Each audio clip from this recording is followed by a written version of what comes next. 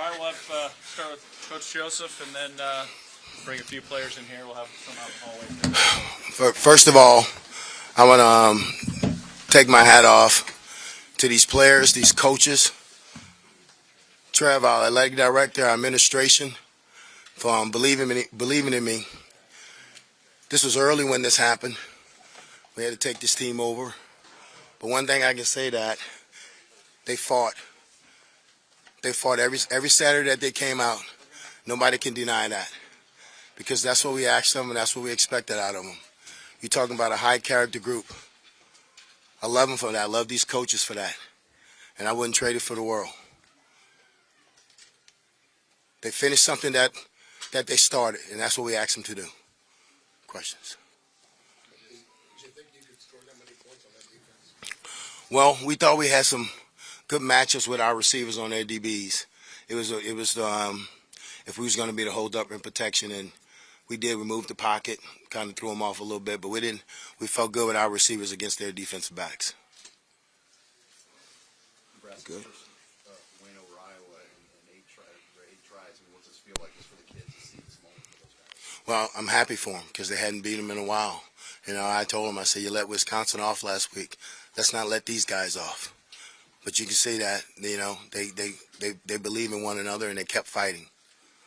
Talk about trust. You punted there on 4th and 1. I assume you trusted your defense to get the stop.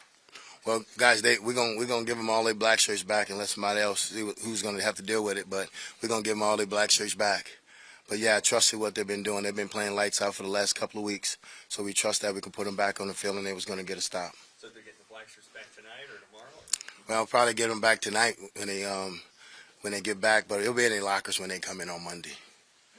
When things are slipping and kind of going south there at the end, did you have any old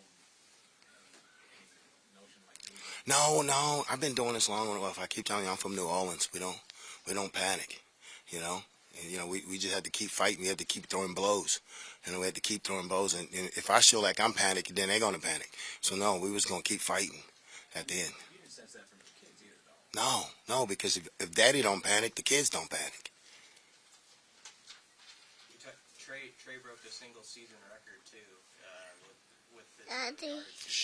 just talk about his season and what he did in this game, kind of breaking it open. Well, Trey, we thought they was gonna have trouble guarding Trey, and we just talked to Trey this morning about just use your speed. You know, don't tiptoe through it. Just put speed on them and see if they can cover you. And Trey did a really good job of running by him and catching the football. Other questions? Vicky, what kind of I'm a mommy. Okay. what does this moment mean to those guys that walk in? It's big. You know, they're going out. They're going out a winner. They won their last game, and it was hard on them because every loss, you know, they understood why we lost, and we said, hey, we got to play 60 minutes of really good football. And we had to play, and we did it today. We had to play 60. Last week against Wisconsin, we played 56. So we played 60 today, and that's how you need to finish in this conference. What was that like, Mickey, for you running off the field, the fans kind of going crazy? You can tell how much his fan base. Oh, listen to me. You're right. I forgot these fans. These fans are unbelievable, and I appreciate their support for me and the team. And they came out tonight in numbers. And they were screaming, they were yelling, and I'm glad we was able to get that win for them. But, you know, the fan base, we have the best fan base in America, and I think everybody knows that. What you had made a comment earlier in the week that you're going to enjoy tomorrow with your family. Do you have any sense of what lies ahead for you as a coach and then the rest of the staff? Hey, no. We controlled what we was able to control, was to play this game and win this game. Now, it's not on us. Right now, we just sit back and play the waiting game. But you know what? I've been through this before. I've been through it before, so I'm helping these coaches that haven't been through it. But we have a really good coaching staff, and they all going to land on their feet because they're really good football coaches.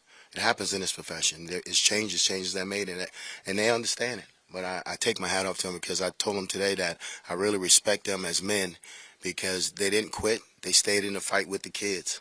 Not one day did they say, hey, I don't want to do this. So you take your hat off from them. You got to understand, we had to hold this thing together for 11 weeks. Not 5 and not 6, 11. And they did it. We didn't get the wins like we wanted, but they held it together. Nick, what are you most proud of about the job that you did? Well, I think what I learned on this job is that I had to be a good person in front of being a good coach, because that's the only way these kids and these coaches are going to believe in me, if I was a good person. And I think that happened. And usually, the Joseph boys, we good people, and that's why these kids was able to follow me. One or two more. No matter where you go from here, how do you think, that's really early, but how do you think you're going to look back at the year that you had to come back and be the head coach here at Nebraska? Well, like I said, I picked Nebraska to come to Nebraska 2 times in my life, 1987 and 2021, that I came back here. I could have went anywhere in the country when I came out of high school. I could have went anywhere in the country when I left LSU. But I chose to come back to Nebraska. It's a good feeling. I love Nebraska. I love the state. I love the people. I love everything what Nebraska stands about. And I think you can see today that these kids are young. They're young in this conference, and they believe now. So now you got to just build on it. How proud does that make you that you got them to believe in themselves? Oh, very proud, because I knew it was going to be a tough task. I knew it was going to be a tough task. When you make a move like that early in the year, you got to really capture the kids. So we had to start right away. You remember, we changed the way we were practicing. We gave them off on Monday. We kept them in the building on Sunday so they can block out the noise. But they did a great job of doing that. So yeah, I'm proud of them. I'm proud of the kids and proud of the coaches. Anything else for Coach? Is it important for you to be able to talk to the next guy who's chosen to be the head coach? I don't think that's up to me. I think that's up to the next guy. I'm good, because I understand the next guy comes in, he deserves to pick his staff, and I'm good with it. Like I've been over this thing over 25 plus years, and I got a pretty good resume, so somebody's gonna hire me. All good. All right, thank you. Mickey, if the new asked you recommendations or just evaluations of guys, I mean, are you open to giving them? Yes, I mean that's something that you being professional and being, like I said, I'm a good person. I would do that. Thank you.